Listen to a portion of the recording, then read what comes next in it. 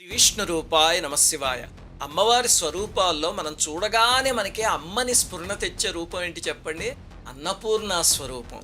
ఆమె మాణిక్యపాత్రం మధురసభరితం బిభ్రతీం పాణిపద్మం దివ్యైరన్నైర్ ప్రపూర్ణం ఘృతమణివలయే స్వర్ణ దర్వించ దక్షే అని వర్ణిస్తారంటే అమ్మవారి ముఖం పున్నమి చంద్రుళ్ళ ఉండి ఒక చేతిలో అన్నపు పాత్ర, ఇంకో చేతిలో గరిటెతో నా పిల్లలకి ఎప్పుడు ఆకలేస్తుందా అన్నం పెట్టేద్దామా అని సిద్ధంగా ఉండే స్వరూపమే అన్నపూర్ణమ్మ స్వరూపం. అన్నపూర్ణమ్మ అమ్మలా అన్నము పెడుతుంది, అమ్మవారిలా జ్ఞానాన్ని కూడా పెడుతుంది.